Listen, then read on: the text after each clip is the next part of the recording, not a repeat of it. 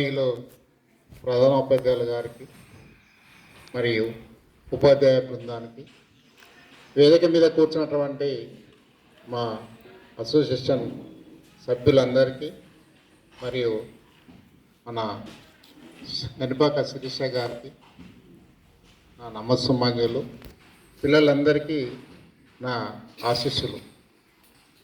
ముఖ్యంగా మేము గత నెలలో వచ్చినప్పుడు గవర్నమెంట్ పిల్లలకు డ్రెస్సులు పంపిణీ చేశారు, ఈ టై బెల్ట్ లేదు, షూలే అని చెప్పి మన ఉపాధ్యాయులు మా కమిటీ దృష్టికి తీసుకొచ్చారు. దాన్ని స్పందించిన మా మిత్రుడు గౌరవనీయులు వనం బాలరాజు గారు, నేను మన స్కూల్కు ఒక 10,000 ఇవ్వదలుచుకున్న తమ్ముడు, ఇవన్నీ మీరు అరేంజ్ చేయమని చెప్పారు. వారికి ఈ సందర్భంగా కృతజ్ఞతలు తెలియజేస్తున్నాము. మీకు ఈ డ్రెస్తో పాటు టై బెల్ట్ ఉంటే మంచి మీకు ఒక ఎంకరేజ్మెంట్ వస్తుంది. చూడంగానే ఇప్పుడు బయట స్కూళ్ళల్లో, ప్రైవేట్ స్కూళ్ళల్లో చాలామంది పిల్లలు డ్రెస్ కోడ్ వేసుకొని టై బెల్ట్ పెట్టుకోపోతుంటే వాళ్ళ చదివేది ఎంతో కానీ ఆ పిల్లల లోపల ఒక ఉత్తేజం కనబడుతుంది. అయితే మిమ్మల్ని కూడా అదే రీతిగా చూడాలని మా అసోసియేషన్ కాంక్ష. దాని పాటు మీరు కష్టపడి మంచిగా చదువుకొని మీ తల్లిదండ్రులకు, గ్రామానికి, స్కూలుకు, ఉపాధ్యాయులందరికీ పేరు తేవాలని మేము కోరుకుంటున్నాం.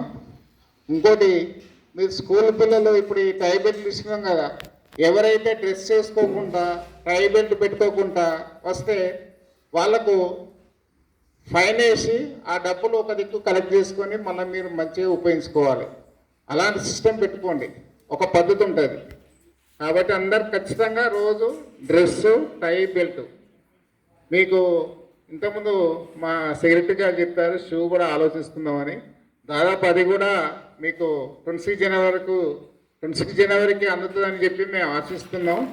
అప్పుడు కూడా మా కమిటీ తరఫున మీకు తగ్గిస్తారు.